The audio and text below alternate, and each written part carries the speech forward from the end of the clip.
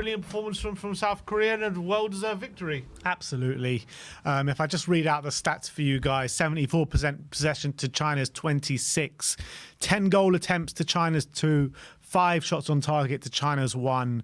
And in terms of yellow cards, I mean, 4 yellow cards for China, and they should have got more. They resorted to dirty tactics today, China, because they couldn't handle the football that was on display from the South Korean team today, especially from Heung-min Son, who was levels above anyone on that pitch today.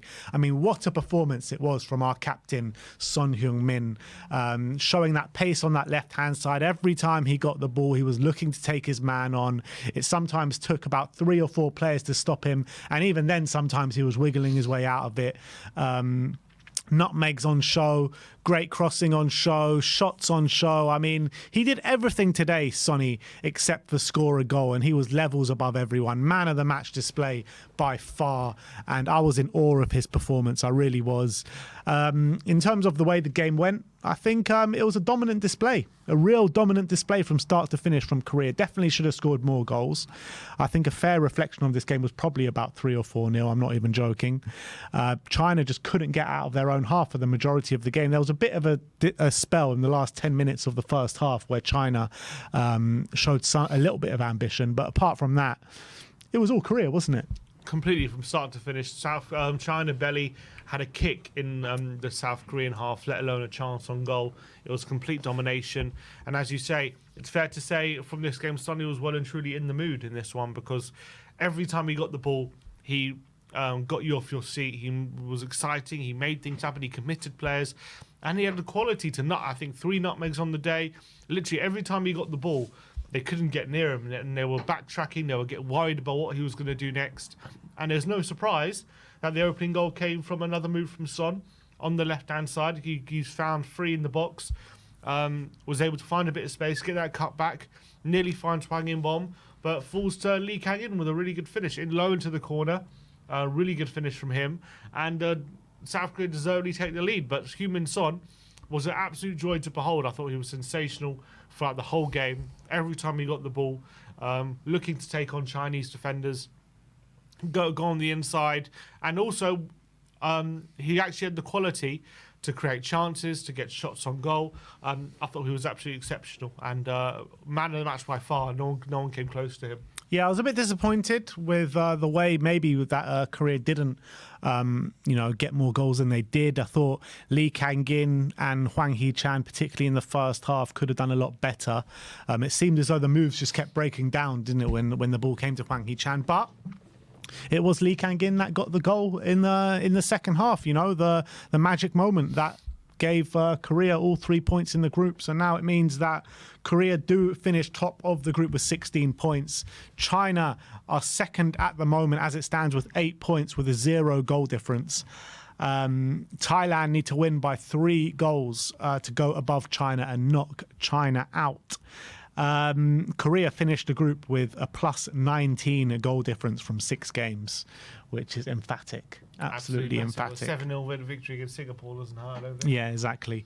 And I think it was 5-0 in the first game as well. So in terms of the top goal scorer, Son Heung-min is the top goal scorer in the qualifying alongside Ali Almoez of Qatar, or Almoez Ali of Qatar. 7 goals each, but Sonny does have an assist to his name where Ali doesn't. So Sonny has shown his class throughout the whole of this qualification so far. Absolutely. He's been brilliant. And what epitomised Son as well is in the 95th minute, with 1-0 up, he loses the ball and still has the work ethic and the ability to sprint back, make sure that China aren't getting on the counter-attack, make sure he's doing his defensive responsibilities, and he goes back and makes a tackle and wins it, and goes and puts in the afterburners as well. And you know what? Sonny said after the Singapore game that physically he's as good as he's ever been, and he feels in as good a condition as he's ever been in.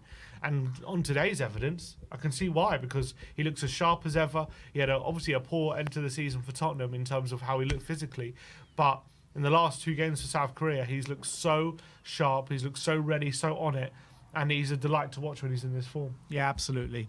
Couldn't agree more. Couldn't have put it better myself. But now these internationals are over. It's time for Sonny to go and rest. You've got just under a month until you report back for pre-season for Tottenham. And if these 2 games are any evidence of what it is to look forward to, maybe it is best for Sonny to stick out on the left-hand side. Well, he's definitely playing his best football in recent weeks in that position. You got to say as well, back end of last season as well, his best performances came late in games when he got switched out to the left. He was causing most problems that way.